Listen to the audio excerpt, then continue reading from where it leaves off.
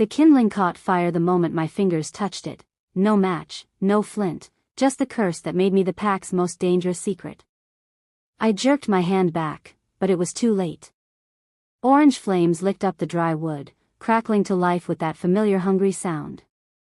Around me, the forest clearing glowed warm, shadows dancing against the tree trunks. This was the 5th bonfire I'd lit tonight, and my hands still trembled each time. Not from cold. From fear of what I could do. Careful with that one, Maya. Elder Cress's voice drifted from somewhere behind me. We need the fires contained, not spreading to the whole forest. I bit my tongue against a sharp reply. Contained. That's what they wanted me to be. What they'd always wanted. The Silvermoon Pack land stretched out before me, dotted with glowing lanterns and bustling wolves preparing for tomorrow's ceremony. From my spot at the forest edge, I could see them decorating the ceremonial grounds with moonflowers, their white petals ghostly in the twilight, and silk ribbons in silver and blue. Pack colors. Colors I wore on my armband, even though most wolves looked right through me like I wasn't there. Being an Omega meant you were at the bottom. Being an Omega with a fire affinity that could kill someone? That meant you got jobs like this. Alone. Away from anything important. I moved to the next unlit bonfire, crouching beside the carefully stacked wood. My wolf stirred inside me, sluggish and small. She never felt quite right, like a puzzle piece that didn't fit its space. While other wolves had abilities that helped the pack, healing, enhanced strength, nature affinity, I made fire. Unpredictable, dangerous fire. Did you hear? 2 female voices carried across the clearing. I recognized them, pack warriors, both strong and respected. The Alpha King is coming tomorrow. My hands paused over the kindling. Thorn Blackridge himself. The second voice held awe. They say he's still searching for his fated mate. Imagine being chosen by him. A dreamy sigh. The most powerful alpha in 3 territories. I touched the wood. Flames erupted, faster than usual, hot enough that I had to lean back. The warriors' laughter faded as they moved away, already forgetting I existed. Males like Thorn Blackridge didn't see females like me. They saw strong warriors, beautiful pack daughters, wolves with gifts that mattered. Not the broken Omega who lit fires and tried to stay invisible. I worked in silence, moving from bonfire to bonfire around the perimeter. These flames would keep wild rogues away during tomorrow's celebration, when the pack would be vulnerable and distracted. At least my curse was good for something. The last bonfire was the largest, the ceremonial one that would burn at the center of the grounds. Someone else was supposed to light it, someone important, but they'd asked me to prepare it. I approached the massive structure of wood and dried flowers, my stomach tight with nerves. This one had to be perfect. I knelt and placed both palms against the base. Usually, I held back, kept my power small and controlled. But this fire needed to be seen from everywhere in pack lands. I closed my eyes and let go. Heat surged through me, racing down my arms and into the wood. The bonfire exploded to life, flames shooting upward in a column of gold and orange that lit up the entire clearing. I gasped, trying to pull back, but the fire had its own momentum now. It roared and twisted, beautiful and terrible. And then something changed. The flames began to move differently, swirling in patterns I'd never created before. They danced and curved, forming shapes that almost looked like letters? Symbols? I leaned closer, mesmerized despite my fear. My wolf, usually so quiet and ashamed, suddenly surged inside me with an intensity that stole my breath. She howled. Actually howled, a sound of desperate longing that echoed through my mind. What? You. The voice cut through everything, the crackling fire, the distant celebration noise, even my own racing thoughts. It was deep, commanding, and it made every hair on my body stand up. The one with fire in her hands. Come here. I turned slowly, my heart hammering against my ribs. A male stood at the edge of the ceremonial grounds, and I knew instantly who he was. Power rolled off him in waves that made my knees weak. He was tall, broad-shouldered, with dark hair that caught the firelight. But it was his eyes that pinned me in place, silver, bright as moonlight, reflecting my flames until he looked like he was burning too. Alpha King Thorn Blackridge. Every wolf within 50 feet had gone utterly silent. I could feel their stares, their shock that he was looking at me. Speaking to me. I couldn't move. My fire-touched hands curled into fists at my sides as he took a step forward, then another. He moved like a predator, graceful and certain, and I was the prey frozen in his path. I said, "Come here." His voice was softer this time but somehow more intense. Now. My legs moved before my brain caught up, carrying me toward him on shaking limbs. The crowd parted, wolves stumbling over themselves to clear a path. I could smell their confusion, their curiosity. Some of them didn't even know my name. I stopped 3 feet away from him, close enough to see the sharp line of his jaw, the old scar cutting through one dark eyebrow. Close enough to feel the heat radiating from his body, or maybe that was still my fire, burning under my skin. "Look at me," he commanded. I forced my eyes up to meet his. The silver in them seemed to glow brighter, and I felt that pull again, the ancient, terrifying thing that had made my wolf howl. It wrapped around my chest like a rope and yanked, trying to draw me closer to him. No. It couldn't be. "What's your name?" he asked. "Maya." My voice came out barely above a whisper. "Maya Frost." "Maya." He said it slowly, like he was tasting it. Then his nostrils flared, and his entire body went rigid. "You're unmated." It wasn't a question, but I nodded anyway. His eyes flashed, actually flashed gold for a heartbeat, and a low growl rumbled from his chest. Around us, the watching wolves shifted nervously. An Alpha King's growl meant danger, meant someone was about to face his wrath. But Thorn Blackridge wasn't looking at them. He was looking at me like I was the only wolf in the territory. "Impossible," he muttered, but he moved closer, so close now that I had to tilt my head back to hold his gaze. "You're an Omega," I finished for him, the word bitter on my tongue. "I know what I am." "No." His hand lifted, and I froze as he reached toward my face. His fingers stopped just short of touching my cheek, hovering there like he was afraid to make contact. "You don't know anything." The flames in the ceremonial bonfire behind me suddenly roared higher, responding to the chaos of my emotions. Several wolves yelped and jumped back. But Thorn didn't move. He just watched the fire, then looked back at me with something like wonder in his silver eyes. "The flames recognize you," he said quietly. "They're calling to me through you." "I don't understand." My hands were shaking again, sparks dancing across my knuckles. "What do you want from me?" He smiled then, and it was the most dangerous thing I'd ever seen. "Everything." Wanting to see what would happen next, subscribe to this channel to get to listen to more of our upcoming exciting stories. Click on the subscribe button now. Thank you. Chapter 2. Thorn's guards came for me at dawn. I'd spent the night locked in my small room at the pack house, unable to sleep, my mind replaying that single word over and over. Mine. The way he'd said it, with such absolute certainty, like he was claiming the sun or the moon, something that had always belonged to him, he just hadn't known where to find it. It was impossible. Everyone knew alphas mated with strong she-wolves. Betas with betas. Omegas with, well, we were lucky if we mated at all. The hierarchy wasn't just tradition, it was law. It was nature. The moon goddess herself had designed it that way. And yet, I pressed my fingers against my chest, where something new had taken root during the night. A golden thread, thin as spider silk, that seemed to pull toward the guest quarters where Thorn was staying. My wolf paced restlessly inside me, whining and eager in a way she'd never been before. The knock on my door made me jump. "The Alpha King requests your presence." The voice was female, clipped and professional. Now. I dressed quickly in the only clean clothes I had, worn leather pants and a simple gray tunic that marked me as pack labor. My hands shook as I braided my dark hair, and I had to start over twice when nervous sparks singed the ends. Control it, I told myself.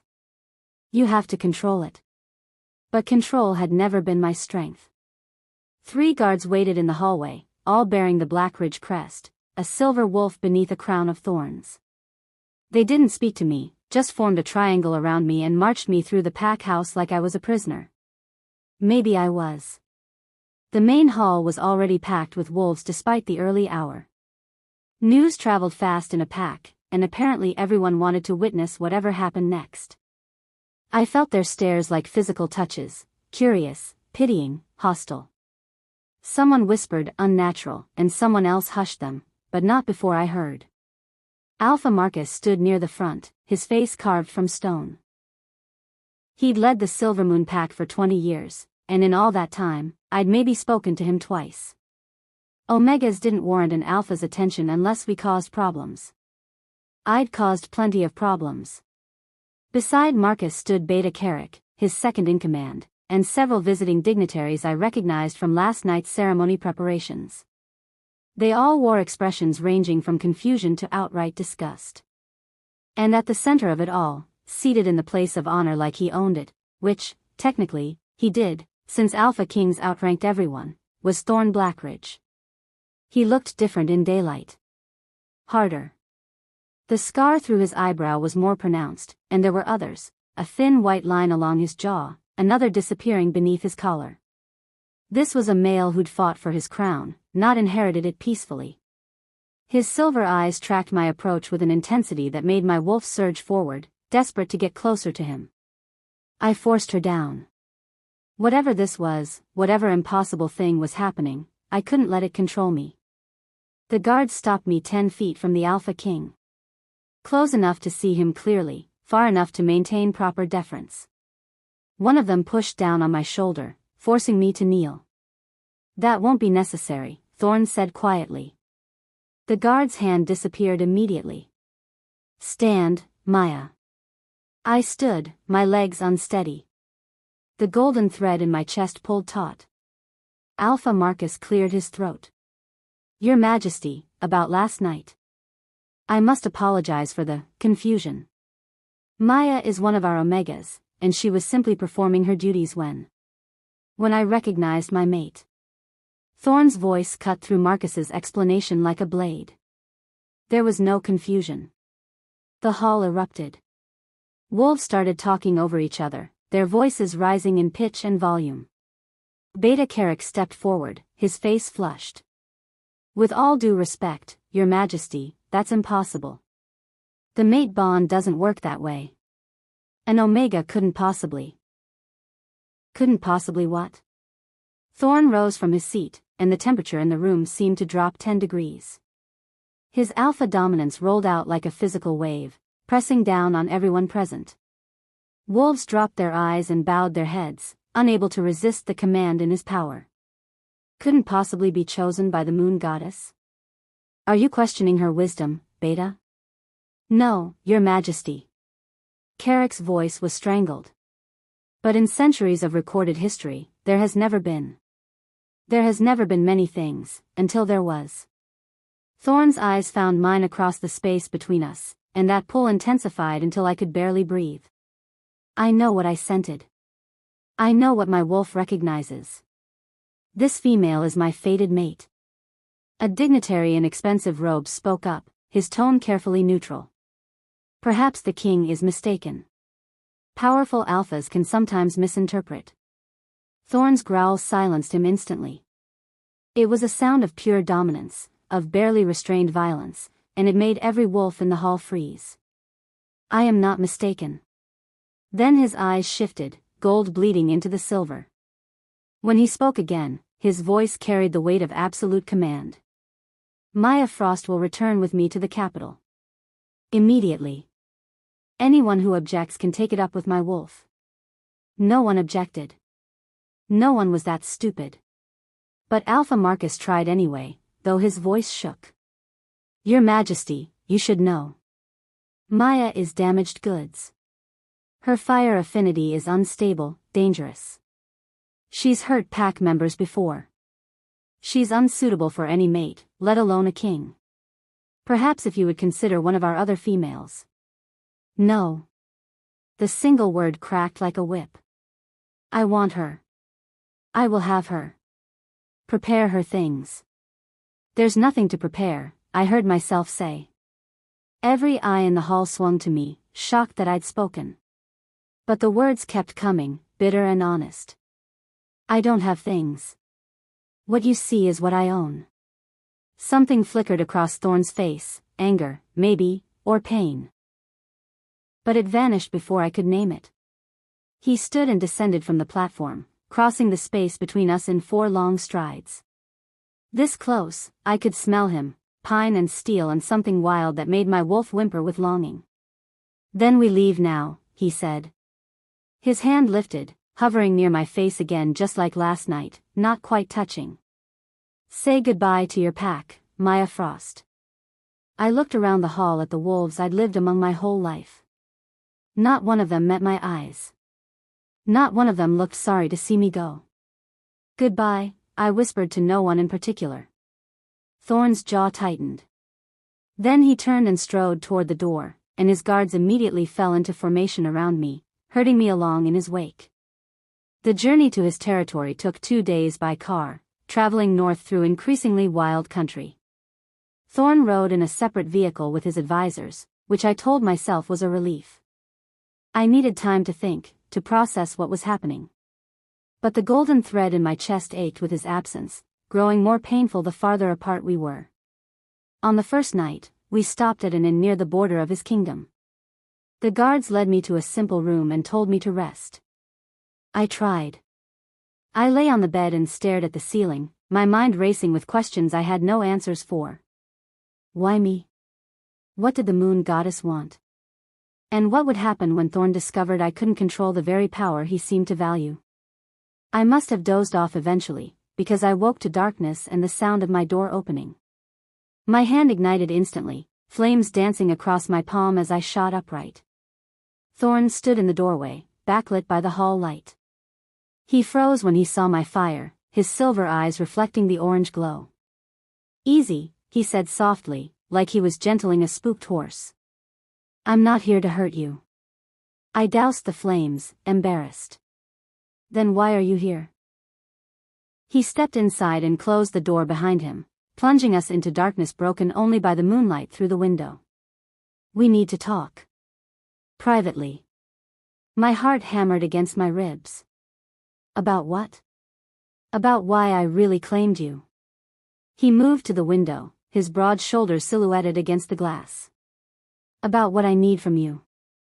The golden thread pulled tight, urging me toward him. I stayed on the bed. I'm listening. He was quiet for a long moment, and when he finally spoke, his voice was rough with something that sounded like desperation. My kingdom is dying, Maya. I hadn't expected that. What?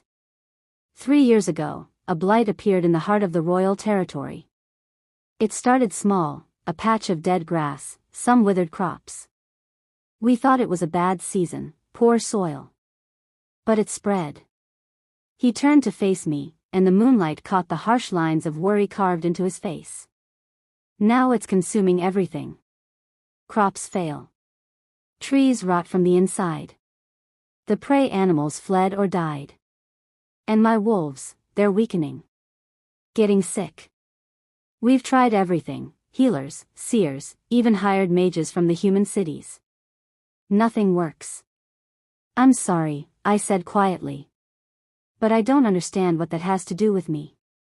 6 months ago, I consulted the Oracle of the Northern Peaks. She's ancient, powerful, never wrong. His hands clenched into fists at his sides. She told me my fated mate would be born of the element that destroys and renews. Fire, Maya. You're fire. The words hit me like a physical blow. You think I can, what? Burn away the blight? I think you're the answer the moon goddess sent me. He crossed the space between us in 2 strides and knelt beside the bed, bringing himself to eye level with me. This close, I could see the dark circles under his eyes, the weight of leadership bearing down on him. My people are suffering. Children are hungry. Wolves are dying. If there's even a chance you can help them. I can't. The words burst out of me, sharp and panicked. You don't understand. I can't control my fire. The last time I tried to use it for something important, I burned down the pack's grain storage. A child was inside. She got out, barely, but she had burns on her arms and... I swallowed hard against the memory. I'm not the answer you're looking for. I'm a liability. Everyone says so. Thorn's eyes searched my face, and I saw something shift in them, a deeper understanding, maybe. Or pity. I hated pity. Everyone was wrong. You don't know that. Yes, I do. His hand finally made contact, his fingers gentle against my cheek. The touch sent sparks, real ones, dancing across my skin, but he didn't pull away. I felt your fire last night, Maya. It wasn't out of control. It was responding. To me. To the bond. That doesn't mean I can save your kingdom. Maybe not. His thumb brushed across my cheekbone, leaving a trail of warmth. But will you try? For my people? For me? The vulnerability in that last question cracked something in my chest. This wasn't just a king asking for help. This was a male watching his world crumble and grasping at his last hope. I should have said no. Should have told him I'd only make things worse. But the golden thread hummed between us, and my wolf was howling yes, yes, help our mate, and somewhere deep inside I found myself wanting to try. Wanting to be more than the broken Omega everyone thought I was. I'll try, I whispered. But I can't promise anything. Relief flooded his features. That's all I ask. He stood and moved toward the door, and I felt the loss of his presence like a cold wind. But before he left, he paused. There will be wolves in my court who oppose our bond. Who will try to break it or discredit you. Stay close to me, Maya. Trust no one else. Then he was gone, leaving me alone with the moonlight and a terrible certainty that I was walking into something far more dangerous than a blight. I tried to sleep again but couldn't. Finally, I got up to repack my small bag, really just a pillowcase with a few items of clothing someone had thrown together for me. As I shook out a spare tunic, something fell out and fluttered to the floor. A piece of paper, folded small. I picked it up, frowning. It hadn't been there before. I'd checked the bag when they gave it to me, there was nothing inside but clothes. My hands trembled as I unfolded it. The handwriting was elegant, careful. The king is hunting the flame Omega for a reason. Don't let him complete the bond. A friend. Ice flooded my veins. I read it again, then again, but the words didn't change. Hunting. Not searching. Hunting. Don't let him complete the bond. I thought about Thorn's desperate eyes, his talk of his dying kingdom. About how perfectly I fit the oracle's prophecy. About how the moon goddess herself had supposedly chosen me for him. Too perfect. Too convenient. What if the mate bond wasn't fate at all? What if it was something else, something manufactured, manipulated?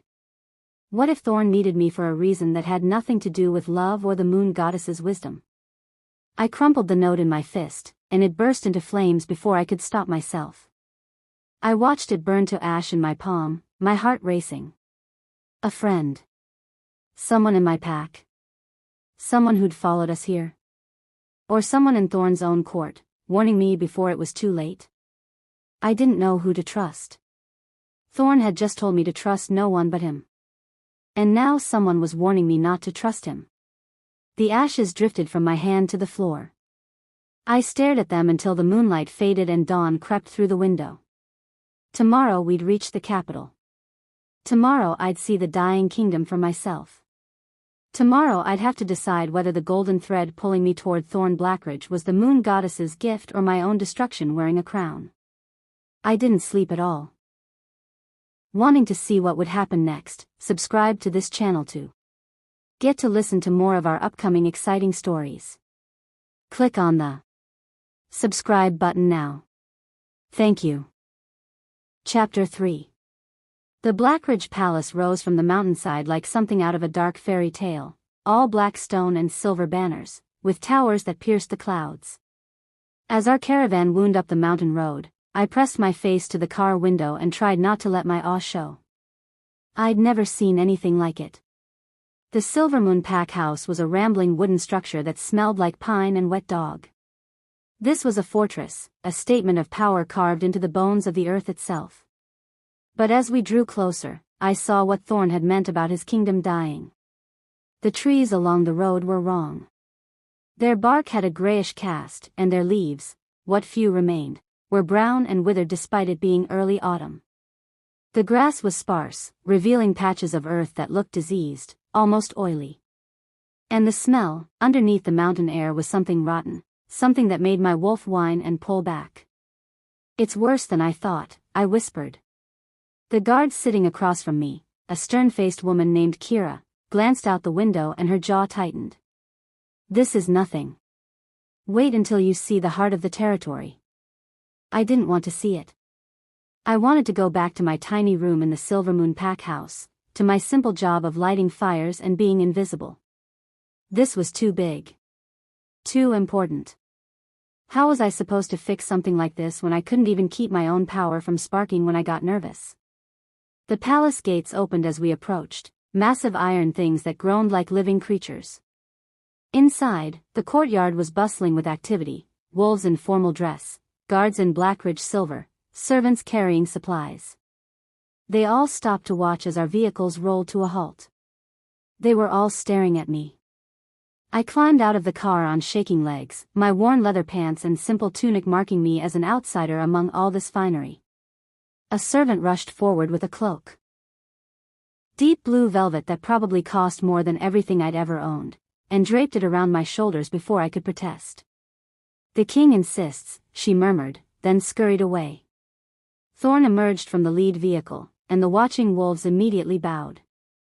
He moved through them like a knife through water, his presence parting the crowd until he stood before me. In the daylight, surrounded by his people and his power, he looked even more untouchable than before. "Welcome to Blackridge," he said formally. Then, lower, just for me, "Stay close. Don't react to anything they say." Before I could ask what that meant, a woman's voice rang out across the courtyard. "So this is the Omega who's supposedly your fated mate?" The crowd parted for her the way they'd parted for Thorn. She was beautiful, tall and willowy, with honey blonde hair that cascaded down her back and eyes like chips of amber. Her dress was deep crimson, cut to show off her figure, and she wore a silver circlet that caught the light. Everything about her screamed nobility, power, refinement. Everything I wasn't. "Lady Morgana," Thorn said, and I heard the warning in his tone. "May I present Maya Frost?" "Maya, this is my cousin, Lady Morgana Blackridge." His cousin. The way he said it made it clear there was history there, complications I didn't understand yet. Morgana's eyes raked over me from head to toe, and her lip curled in something that might have been amusement or disgust. "How quaint. Tell me, little Omega, can you even shift properly? Or is your wolf as defective as they say?" Heat flooded my cheeks, and sparks danced across my knuckles. I clenched my fists, trying to smother them. "Morgana." Thorn's voice dropped to a growl. "Stand down. I'm simply curious about the female who's disrupted decades of careful planning." She moved closer, circling me like a predator. "You do know that the entire court expected Thorn to choose a proper mate by now? Someone strong enough to stand beside a king. Someone who could actually help our dying kingdom instead of..." She waved a dismissive hand at me. "Whatever this is." The golden thread in my chest burned, responding to my anger and humiliation. My wolf snarled, pushing forward despite her usual timidity. "That's enough." Thorn stepped between us, his back to me, shielding me from Morgana's verbal assault. "Maya is under my protection. Anyone who disrespects her disrespects me. Is that clear? Morgana's amber eyes flashed, but she dipped into a mocking curtsy. Crystal clear, Your Majesty. I'm sure we'll all adjust to this surprising development. Then she swept away, her crimson dress billowing behind her like blood and water. The watching wolves slowly returned to their business, but I could feel their curiosity, their judgment. I wanted to disappear. To burst into flames and scatter on the wind like ash. Thorn turned back to me, and his expression softened. I'm sorry. I should have warned you about her. She expected to be your mate. It wasn't a question. The court expected it. Morgana has been positioning herself for that role since we were teenagers. He ran a hand through his dark hair, suddenly looking exhausted. But she's not my fated mate. You are. The certainty in his voice should have been comforting.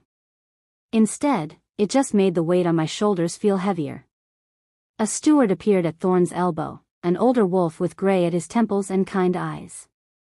Your Majesty, the Queen's suite has been prepared for Miss Frost. The Queen's suite? I repeated faintly. Your quarters, Thorn explained. I've had them aired out and furnished. You'll have privacy there, space to adjust. He hesitated, then added quietly, I won't pressure you to complete the bond, Maya. Not until you're ready. I stared at him, surprised. An uncompleted mate bond was painful for both parties, a constant ache that would only grow worse over time. Most alphas would have demanded the bond be sealed immediately, especially if they believed their mate held the key to saving their kingdom.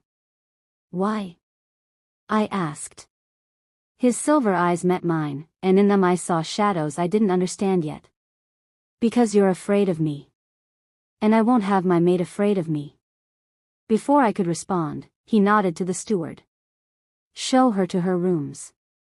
Make sure she has everything she needs. Then he strode away, leaving me standing in the courtyard with a stranger, wondering what kind of king gave his supposedly fated mate space when his kingdom was dying. The Queen's suite was more than quarters, it was an entire wing of the palace.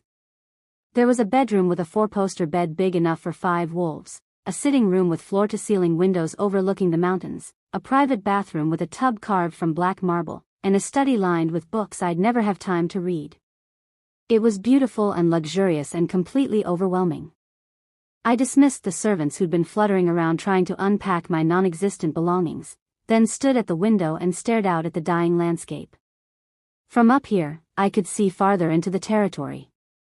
The blight spread out from the palace like a stain, turning the once green valley into something gray and poisonous. Only phoenix fire can burn it away. I pressed my palm against the cold glass. Could I really do this? Could I save an entire kingdom when I couldn't even control my power enough to avoid setting things on fire by accident? A knock on the door interrupted my spiral of doubt. Come in, I called, expecting a servant. Instead, an elderly wolf entered, ancient, really, with white hair and a face carved by time into something almost otherworldly. He leaned on a gnarled walking stick and moved with the careful precision of someone whose bones had earned their rest. Miss Frost, he said, his voice surprisingly strong. I am Ezra. The king has asked me to serve as your tutor. Tutor? I turned from the window. For what? To help you control your fire affinity.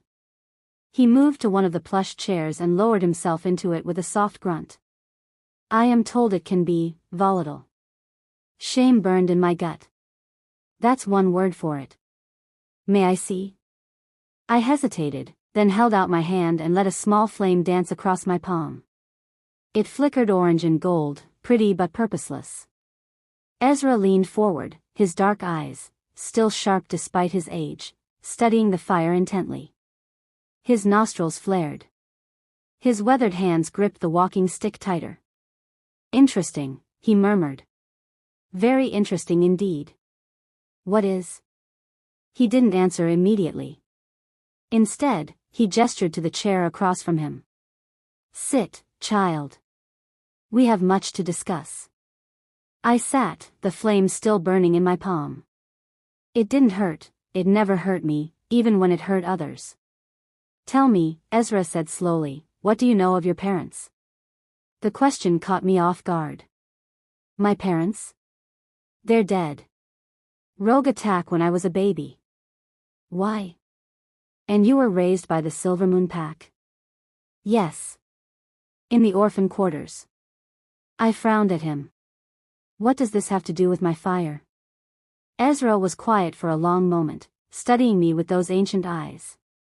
Then he said, very carefully, what I'm about to tell you will change everything you know about yourself. I need you to listen with an open mind. My wolf stirred uneasily. You're scaring me. Good. You should be scared. He pointed at my still burning palm. That fire of yours? It's not an affinity. It's a birthright. I don't understand. 300 years ago, Ezra began, his voice taking on the cadence of a storyteller. There was a bloodline of wolves who were born with the ability to create and control fire unlike anything the packs had seen before. They called themselves Phoenix Wolves, because their flames could destroy and rebirth, end and begin. They were powerful beyond measure. I've never heard of Phoenix Wolves. Because they were hunted to extinction. His words fell like stones. Or so everyone believed. The other packs feared their power, you see. Phoenix fire wasn't like regular fire. It could burn away more than just physical matter. It could burn away supernatural bonds, forced mate bonds, blood curses, dark magic. Anything that bound a wolf against their will could be destroyed by Phoenix flame. My hands started to shake, the fire flickering. That's not possible. The packs turned on them, Ezra continued, relentless. Hunted them down, killed them, scattered their bloodline to the winds. By the time the slaughter ended, everyone believed the Phoenix Wolves were extinct. But some survived. They hid their power, suppressed their fire, lived as Omegas and lesser wolves to avoid detection. No. I shook my head, but my wolf was howling now, something awakening inside her that felt ancient and furious. I'm just an Omega with a fire affinity. That's all. Look at your flame, Maya. I looked down. The fire in my palm had changed. It wasn't orange anymore, it was burning gold and white, so bright it hurt to look at. And it felt different. Hotter. Wilder. Like it was alive and waiting for me to set it free. You're not an Omega, Ezra said gently. You never were. You're a Phoenix Wolf. Your bloodline suppressed itself to protect you, made you appear weak and broken so no one would look too closely. But you're not broken, child. You're one of the rarest, most powerful wolves alive. The fire exploded across my entire hand, racing up my arm in golden flames that didn't burn but sang. I gasped and tried to smother it, but it wouldn't go out. It spread to my other hand, dancing across my skin like it was celebrating its freedom. Make it stop, I whispered. Why? Ezra's voice was calm. It's part of you. It's you. Accept it. I closed my eyes and stopped fighting. The flame settled, wrapping around my arms like golden bracers, warm and comforting. My wolf stopped howling and started laughing. She felt bigger suddenly, stronger, like she'd been crouched in a too small space and finally had room to stand. When I opened my eyes, Ezra was smiling. There you are. This is why Thorn needs me, I said slowly. The blight on his kingdom is a curse, Ezra confirmed. Blood magic, dark and old. It was placed on this land by a witch 3 years ago, bound so deep that no healer or mage could break it. But Phoenix fire. He gestured to my golden flames. Phoenix fire can burn away curses. It's one of the things your ancestors were most feared for. Hope and terror ward in my chest. Then I can save them. I can actually help. Yes. Ezra's expression turned grave. But there's a cost, Maya. Your body isn't trained to channel Phoenix fire at full power. The bloodline suppression means you've never learned to properly control it. If you try to burn away a curse this massive, this deeply rooted. He paused. It could kill you. Your body might not survive channeling that much magic. The golden flames flickered and dimmed. How do you know all this? Because I'm old enough to remember the phoenix wolves before they were hunted. I was just a boy, but I saw them use their power. I saw what it cost them. He leaned forward, his gnarled hand reaching out to hover over my flame-wrapped arm. I also saw the scars they left on those who tried to force them to use their power against their will. Something clicked in my mind. Scars. Burned scars. Yes. Thorn has burned scars on his back, I said slowly. Old ones. Deliberate. Ezra's face went carefully blank. Does he? What aren't you telling me? That's not my story to tell, child. He pulled his hand back. But I will say this, the king has his own secrets, his own scars. And if you're going to decide whether to trust him with your life, because that's what using your full power would mean, you need to know all of them. He stood, his joints creaking, and moved toward the door. Before he left, he turned back. Train with me, Maya. Learn to control your birthright. And in the meantime, ask the king about his scars. Ask him why an oracle told him his mate would be a phoenix wolf. Ask him if he knew what you were before he claimed you. Then he was gone, leaving me alone with my golden flames and a terrible new understanding. I wasn't just a convenient solution to Thorn's problem. I was the solution. The only one. A phoenix wolf, born with the exact power needed to save his kingdom. The mate bond that had felt like fate suddenly felt like something else. Like a trap closing around me, golden and beautiful and deadly. I looked down at my hands, still wreathed in flames that finally felt like they belonged to me. Power thrummed through my veins, ancient and patient, waiting for me to learn how to wield it. Or waiting for me to burn myself out trying. If you're still listening to this story up to this point, why don't you subscribe to this channel to continue getting impactful daily stories like this? We would be most grateful if you can do that to help boost this video to reach everyone. Thank you. Chapter 4. Training with Ezra was nothing like I'd expected. For 2 weeks, we met in a private courtyard at dawn, before the rest of the palace stirred. He didn't teach me to make bigger fires or hotter flames. Instead, he taught me stillness. Control. How to feel the fire inside me as something separate from my emotions, something I could call or dismiss at will. Fire responds to intention, he'd say, watching as I held a golden flame steady in my palm. Not to fear or anger or desperation. Intention. What do you want the fire to do? What I wanted was to not hurt anyone. To be something other than dangerous. Slowly, painfully, I was learning. But the real surprise was Thorn. He came to watch my training sessions sometimes, standing in the shadows of the colonnade where he thought I couldn't see him. He never interrupted, never commented on my progress. Just watched with those silver eyes that seemed to glow in the early morning light. And in the evenings, he'd find me in the library or the gardens, and we'd talk. Not about the curse or my power or the dying kingdom. About everything else. He told me about growing up in the palace, about the weight of the crown and the loneliness of leadership. I told him about the orphan quarters, about being invisible, about the desperate hope that someday I'd matter to someone. You matter, he'd said one night, his voice rough. You've always mattered. The moon goddess doesn't make mistakes. I'd wanted to believe him. God, I'd wanted to believe him so badly. We'd been sitting in the garden, my favorite spot, where silver moonflowers bloomed despite the blight, and he'd reached out to tuck a strand of hair behind my ear. His fingers had lingered on my cheek, and the golden thread between us had hummed with warmth. Maya, he'd whispered. I need you to know. But he'd stopped himself, jaw tightening, and pulled away. Never mind. It's late. You should rest. I'd watched him walk away and wondered what he'd been about to say. That was 3 days ago. Now, I was making my way to Ezra's courtyard for another dawn session when I heard voices coming from the council chamber. The door was slightly ajar, golden light spilling into the hallway. I should have kept walking. Should have minded my own business. But I heard my name. The Phoenix Wolf is progressing well, a male voice said, one of Thorn's counselors, though I didn't know which. Ezra reports she's gaining control over her fire. Soon she'll be ready. Good. That was Thorn, his voice carrying the weight of authority.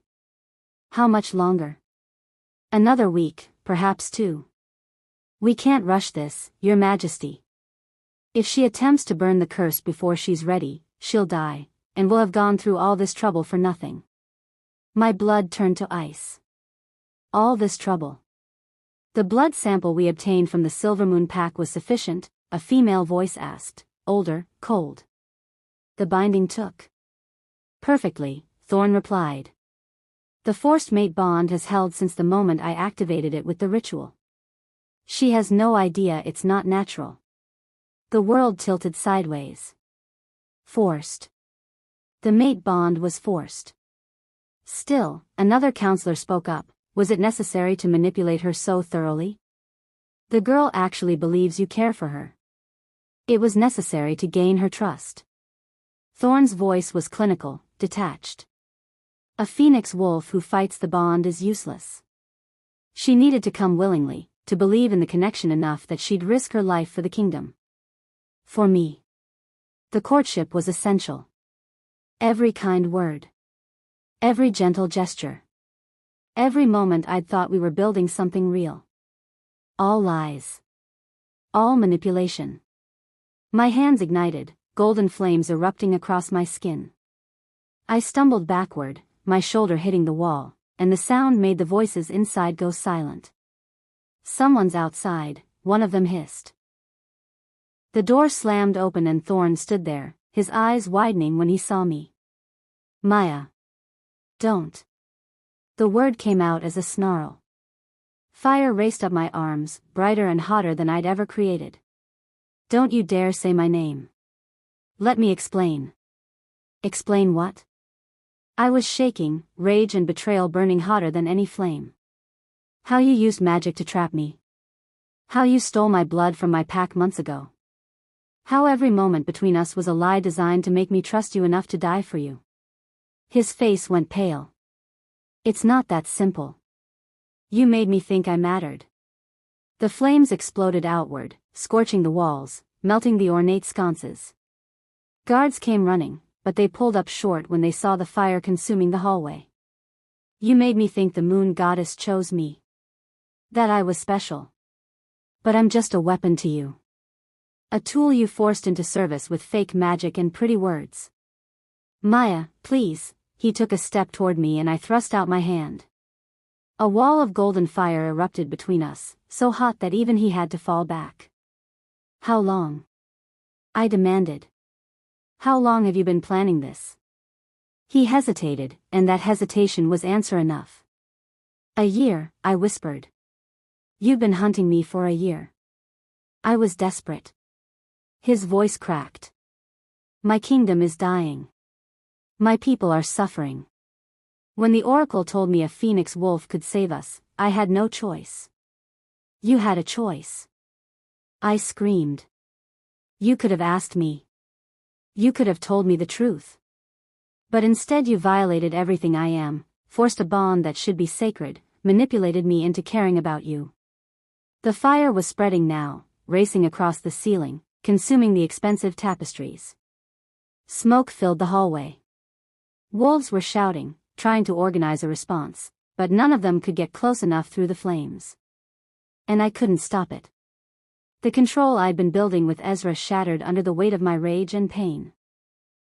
The phoenix fire poured out of me like a flood, destroying everything in its path. Maya. Thorn's voice was desperate now. You have to calm down. You're going to bring down the whole palace. Good. Tears evaporated on my burning cheeks. Let it burn. Let everything you built on lies turn to ash. Then another voice cut through the chaos, sharp and delighted. Oh, this is even better than I'd hoped.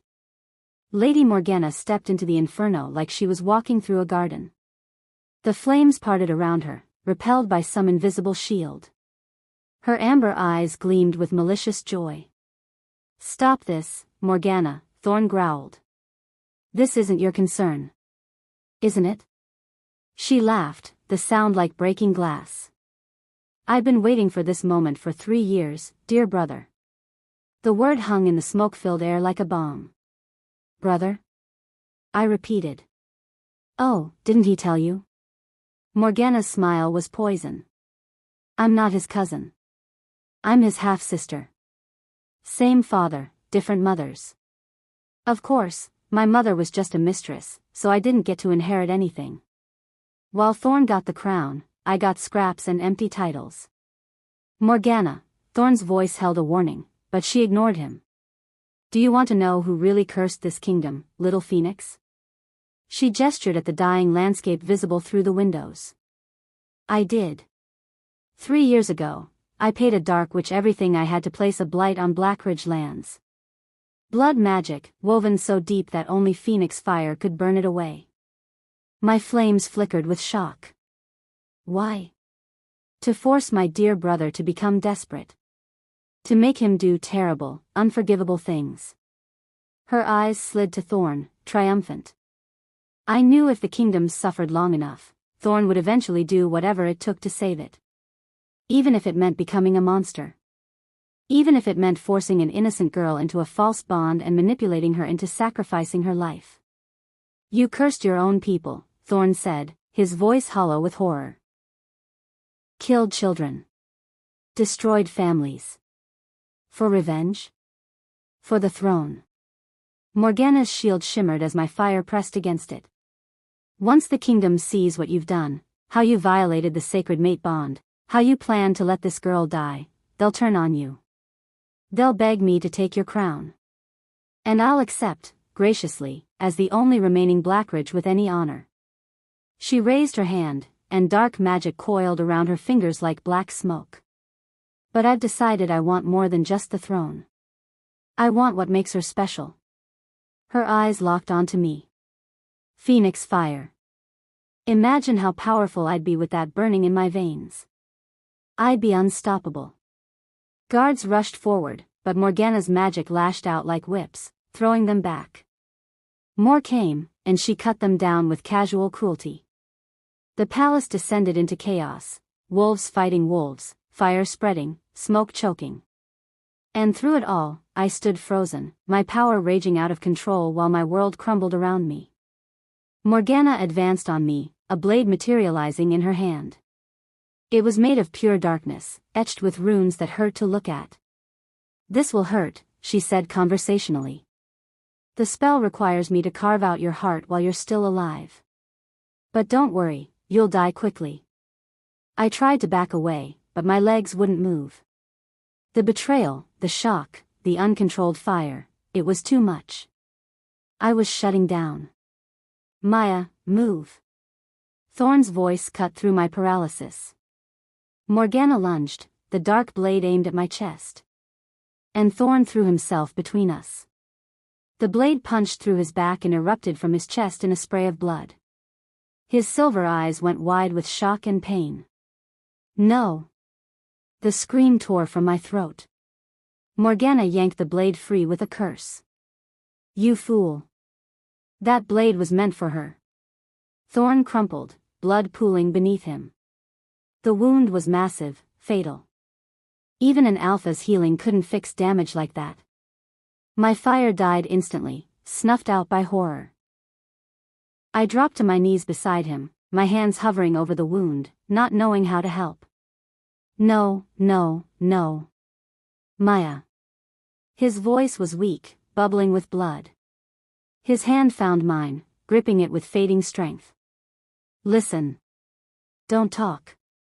Save your strength. No time." He coughed, red staining his lips. "Need to tell you." Morgana laughed somewhere above us, but I couldn't look away from Thorn's face, from the pain and regret written there. "Yes," he gasped out. "The bond was forced. We stole your blood. Performed the ritual. I knew what you were before I claimed you." Each word seemed to cost him. But Maya, somewhere along the way, it became real. Don't. Tears blurred my vision. Don't lie to me now. Not lying. His grip tightened desperately. I fell in love with you. Not the Phoenix Wolf. Not the weapon. You. Your strength. Your kindness. The way you see beauty even in dying things. He coughed again, more blood. I was wrong. So wrong. Should have told you the truth. Should have asked. Shut up. I pressed my hands against his wound, trying uselessly to stop the bleeding. Just shut up and stay alive. The scars on my back, he continued, his voice fading. My father put them there. Thought he could burn the weakness out of me. The compassion. The softness. A ghost of a smile. Didn't work. I still felt everything. Just learned to hide it. I thought of those deliberate burn scars, overlapping and precise. Torture. His own father had tortured him. I know what it's like, he whispered. To be seen as broken. Defective. Even wearing a crown. I saw myself in you, Maya. And I saw everything I could have been if someone had believed in me. I believe in you, I choked out. I believe in you, so don't you dare die. His hand came up to cup my cheek, leaving a smear of blood. My fierce phoenix. I'm sorry I clipped your wings. I'm sorry I tried to cage you. His eyes were already glazing, the silver dimming. Fly free. Don't let them trap you again. Thorn. Love you, he breathed. Real. Always real. His hand fell away. His eyes went empty. And something inside me shattered. The sound that came from my throat wasn't human. Wasn't wolf. It was pure anguish, pure rage, the cry of something ancient and furious that had been caged too long. Golden fire exploded from my body in a nova of light and heat. Not the wild, uncontrolled flames from before. This was focused. Intentional. Pure phoenix fire that burned with the fury of 300 years of hunted, murdered wolves crying out for justice. Morgana's shield shattered like glass. She screamed and tried to run, but the flames caught her, wrapping around her like golden chains. You killed him, I said, and my voice echoed with power that made the palace walls tremble. You cursed this kingdom. You hunted my ancestors. You tried to steal what isn't yours. Please, she gasped, her skin blistering under the heat. Phoenix fire doesn't just burn flesh, I told her, advancing on her like death itself. It burns lies. Curses. Bonds forced against will. Everything false and poisoned and wrong. The fire poured from me in waves, following the threads of dark magic back to their source. I could feel Morgana's curse on the land, taste it like rot on my tongue. The blight that had killed crops and weakened wolves and brought a kingdom to its knees. I burned it all away. The dark magic shattered under my flames, unraveling like thread. Morgana shrieked as her own curse consumed her, turned back on its creator. The phoenix fire judged her guilty and showed no mercy. When it was done, when the last thread of dark magic had turned to ash, Morgana collapsed. Not dead, phoenix fire killed curses, not people, no matter how much they deserved it, but broken. Powerless. Her magic burned away to nothing. I stood in the center of the destruction, the palace wing a smoldering ruin around me, and looked down at Thorn's body. He'd lied to me. Manipulated me. Forced a bond that should have been sacred. But he'd also thrown himself in front of a blade meant for me. He died so I could live. And in that final moment, bleeding out on the marble floor, he'd told me the truth. Not the comfortable lie. Not the manipulation. The raw, honest truth. I love you. Real. Always real. The golden thread between us, the mate bond that had been forced with stolen blood and ancient magic, flickered weakly. But underneath it, I felt something else. Something that had grown naturally, painfully, beautifully between two broken wolves who understood each other's scars. Something real. I dropped to my knees beside him, my hands finding his cooling face. I forgive you, I whispered. I don't know if I can ever trust what we had, but I forgive you. And then, because I was a phoenix wolf born with fire that could destroy and renew, I placed my burning hands over his heart and prayed to the moon goddess that my flames could heal as well as harm. If you're still listening to this story up to this point, why don't you subscribe to this channel to continue getting impactful daily stories like this? We would be most grateful if you can do that to help boost this video to reach everyone. Thank you. Chapter 5. Thorn's chest wasn't moving. I pressed my ear against it, desperate for the sound of a heartbeat, but there was nothing. Just silence. Just the terrible, empty quiet of death. Around me, the palace burned. Wolves shouted and scrambled to contain the fires. Morgana lay crumpled against the far wall, her power stripped away, her amber eyes wide with shock and defeat. The counselors who'd helped Thorn deceive me stood frozen, unsure whether to flee or fight. None of it mattered. All I could see was the male who'd died for me. Who'd lied to me and manipulated me and then thrown himself between me and death without hesitation. I love you. Real. Always real. No, I whispered against his still chest. No, you don't get to do this. You don't get to tell me the truth and then leave. My wolf stirred inside me, not the small, timid creature I'd known all my life, but something vast and ancient. She pushed forward with a certainty that felt like coming home. Phoenix wolves don't just destroy, she reminded me, her voice clear and strong for the first time. We renew. Death and rebirth. Destruction and creation. That's what we are. That's what we've always been. I pulled back, staring at Thorn's pale face. His dark hair was matted with blood. The wound in his chest had stopped bleeding, but only because his heart had stopped pumping. Could I bring him back? Could Phoenix fire heal as well as harm? I don't know how, I said aloud. You know, my wolf insisted. You've always known. You've just been afraid to look. She was right. I had been afraid. Afraid of my power, afraid of what it could do, afraid of being the monster everyone said I was. But Thorn had seen past my fear. He'd seen strength where I'd seen only danger. And yes, he'd used that knowledge to manipulate me, but he'd also died believing I was worth saving. Maybe it was time I believed it too. I placed my hands over his heart and closed my eyes. Instead of pushing the fire away, instead of trying to contain it or control it, I let go. I stopped being afraid. Golden flames erupted from my palms, but they felt different now. Not destructive. Not wild. They were warm and purposeful, like sunlight breaking through clouds. They poured into Thorn's chest, seeking the spark of life that hadn't quite left him yet. Come back, I commanded, pouring everything I had into those flames. I'm not ready to let you go. The phoenix fire spread through his body, burning away the death trying to claim him. It knit his torn flesh back together, restarted his stilled heart, breathed life into his collapsed lungs. I felt it working, felt the magic responding to my intention rather than my fear. Thorn gasped, his body arching off the floor. His eyes flew open, silver and alive and shocked. Maya, he croaked. Don't talk, I said, tears streaming down my face. Just breathe. He did, great gulping breaths that made his newly healed chest rise and fall.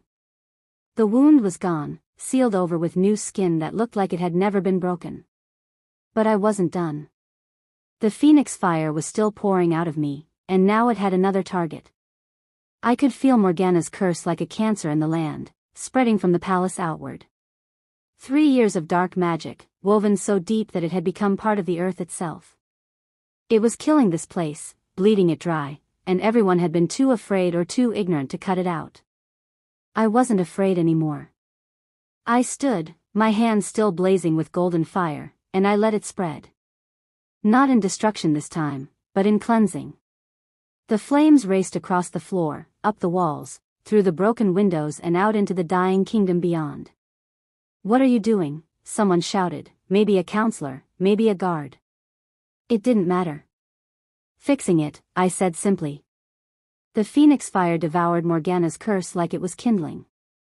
Everywhere it touched, the blight withered and died. The gray, oily stain on the land burned away, leaving healthy soil behind. Dead trees burst into new growth, their leaves unfurling in impossible shades of green. Withered crops straightened and flourished, growing faster than nature should allow.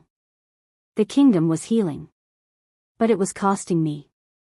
I could feel my strength draining away with every heartbeat, my life force pouring into the flames. Phoenix fire this powerful required fuel, and I was burning myself up from the inside. My legs started to shake. My vision blurred. Worth it, I thought distantly.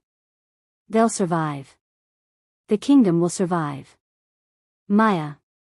Thorn's arms caught me as I started to fall. Maya, stop. You're killing yourself.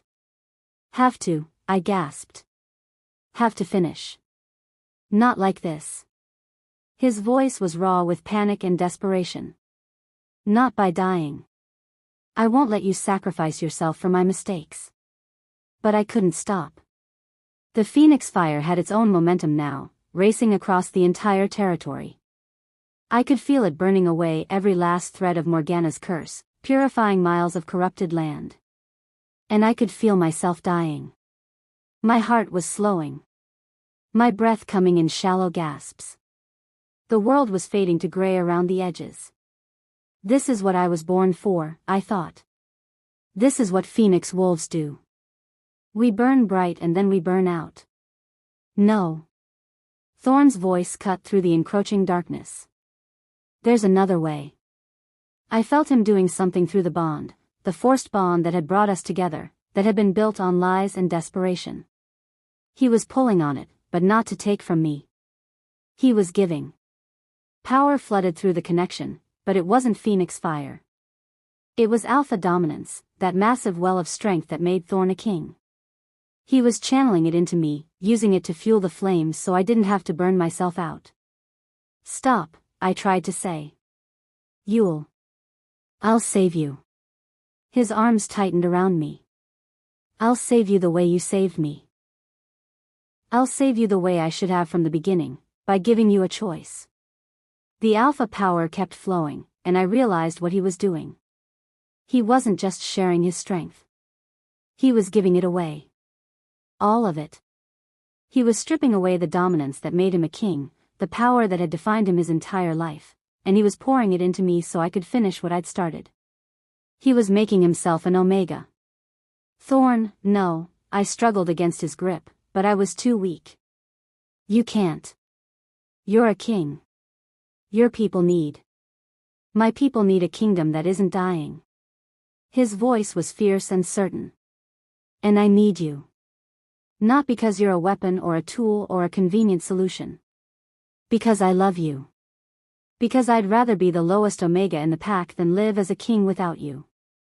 The alpha power merged with my phoenix fire, creating something new. Something that had never existed before. The flames turned from gold to white, burning so bright they lit up the entire palace. And through it all, I felt the forced bond shattering. The magic that had bound us together, the stolen blood, the ritual, the manipulation, it all burned away under the phoenix fire.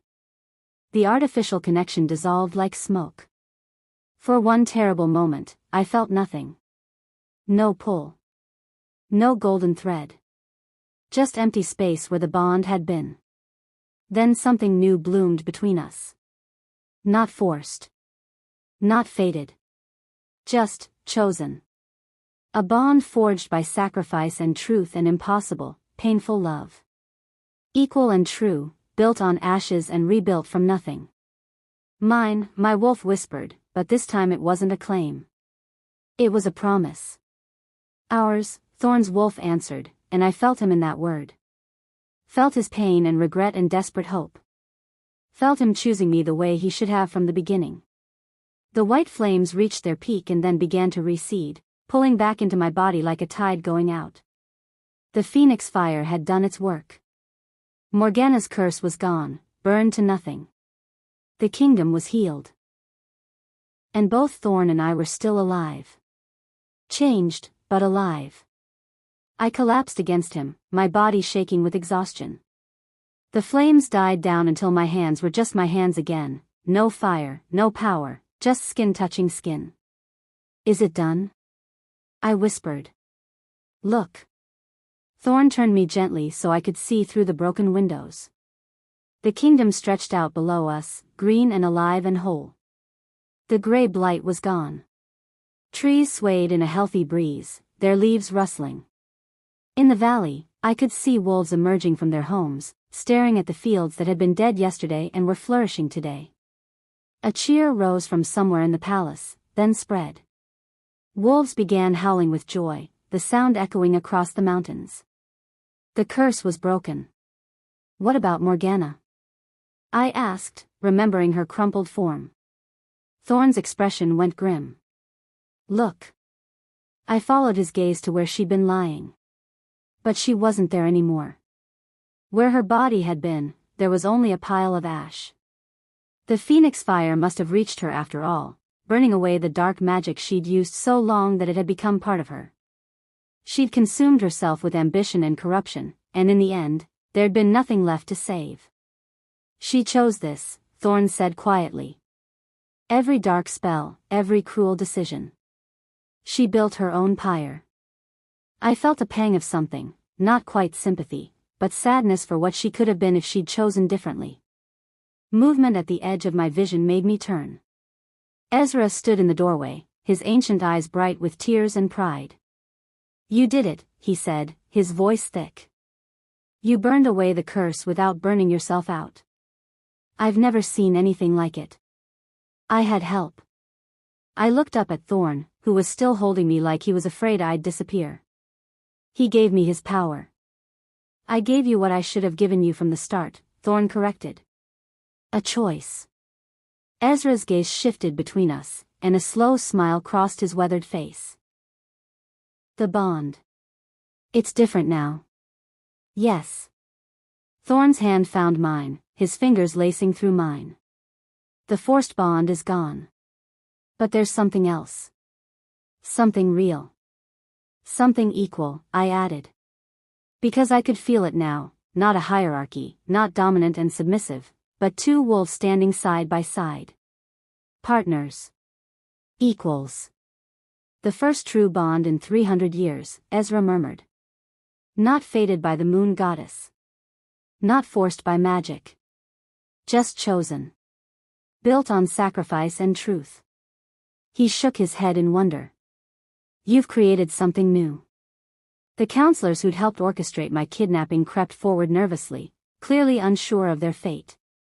The one who'd spoken in the hallway, a silver-haired male named Corvin, dropped to his knees. Your Majesty, he began, then stopped, confused. I mean. I'm not a king anymore, Thorn said calmly. I gave up my alpha power. The crown passes to, he paused, thinking. Actually, I'm not sure who it passes to. The line of succession didn't account for this. The crown passes to no one, I said, my voice stronger now. Because we're changing the rules. Every eye in the ruined wing turned to me. For 300 years, Wolf society has been built on dominance and hierarchy, I continued. Alpha's on top, Omega's on the bottom, everyone else scrambling in between. But look what that system created. I gestured at the destruction around us. It created a king who thought he had to lie and manipulate to save his people. It created a wolf who cursed an entire kingdom because the hierarchy told her she didn't matter. It created a society where wolves like me are called defective and dangerous instead of powerful and precious. What are you suggesting? Corvin asked carefully. I'm suggesting we rebuild. I looked at Thorn, and he nodded, understanding. Not just the palace. Everything. We opened the royal court to all wolves, Omegas, defectives, anyone with gifts the old system rejected. We make strength about more than dominance. We make it about balance. Partnership. Choosing each other instead of being forced into roles we never wanted. You want to dismantle centuries of tradition, another counselor said, his voice somewhere between shocked and intrigued.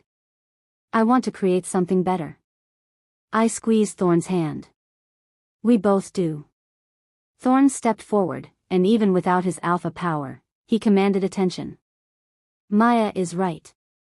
The old ways led us here, to a cursed kingdom and a false bond and a throne built on fear instead of trust. If we're going to rebuild, let's build something worth keeping. Slowly, starting with Ezra and spreading through the gathered wolves, heads began to nod. Then what do we call you? Corvin asked. If you're not a king? Thorn looked at me, a smile playing at his lips. I think we'll figure it out together. 1 year later, I stood in the same ceremonial grounds where I'd first lit the perimeter bonfires. But everything was different now. The bonfire in the center of the grounds roared with golden phoenix fire, beautiful and controlled. Around it, wolves of every rank mingled freely, alphas and omegas standing side by side, defectives and outcasts welcomed into the circle. The hierarchy still existed, but it was looser now, more fluid. Strength was measured in different ways. And at the center of it all, standing beside that golden fire, was Thorn. He wore simple clothes, no crown, no royal finery. Just a male waiting for his mate. His silver eyes found mine across the crowd, and the bond between us hummed with warmth and certainty. Our bond. Chosen. Real. I walked toward him through the parted crowd, wearing a dress of deep blue that shimmered like starlight. My hands blazed with gentle flames that didn't burn or destroy, they simply were. Part of me. No longer hidden or feared. Ready? Thorn asked when I reached him, extending his hand. Yes. I placed my hand in his, and phoenix fire danced across both our skin. I'm ready. The ceremony was simple. No forced declarations. No dominance displays. Just two wolves standing before their people, choosing each other openly and honestly. I choose you, Thorn said, his voice carrying across the silent crowd. Not because magic forced me to. Not because you're a weapon I need. But because you're brave and fierce and you see beauty in broken things. Because you taught me that strength isn't about power, it's about standing up after you've been knocked down. Because I love you, Maya Frost, and I want to spend my life trying to deserve you. My throat tightened with emotion. I choose you, I said, my voice steady despite the tears on my cheeks. Not because fate decided we belong together. Not because you're a king or because you gave up your power for me. But because you're honest when it costs you. Because you learned to do better when you made mistakes. Because you saw something worth saving in a broken Omega when everyone else saw only danger. Because I love you, Thorn Blackridge, and I want to build a life with you where we're both free. The crowd erupted in howls and cheers. But I only had eyes for Thorn as he pulled me close and kissed me in the light of my phoenix fire. The flames danced higher, responding to the joy flooding through me. They spread across the ceremonial grounds, not destroying but celebrating, turning the night into something magical and golden and new. When we finally pulled apart, Thorn rested his forehead against mine. Thank you, he whispered. For what? For not letting me die. For burning away the lies. For giving me a second chance. His hand came up to cup my cheek. For choosing me even after everything. I smiled and let my fire wrap around both of us like wings of light. Phoenix wolves don't just destroy, remember? We renew. Death and rebirth. Destruction and creation. And what are we creating? He asked. I looked around at the wolves celebrating around us, omegas and alphas dancing together, outcasts welcomed into the fold, the old hierarchy crumbling into something better. I looked at the healthy land stretching out beyond the palace, the crops growing and the trees flourishing. I looked at the future we were building together, one choice at a time. Everything, I said simply. We're creating everything. And as my phoenix fire blazed against the night sky, I finally understood what Ezra had tried to teach me from the beginning. Fire wasn't something to fear or contain. It was something to embrace. Something to celebrate. Because yes, fire destroyed. It burned and consumed and reduced things to ash. But from ash came rebirth. From destruction came creation. From the end came new beginnings. I was Maya Frost, the Phoenix Wolf, the Omega who burned. And I was finally, beautifully, perfectly free. Thank you for watching this video. Subscribe, like and share this video to continue listening to this type of story daily and also, to appreciate this community too. I would like to hear your wonderful opinion about this story. Please comment below.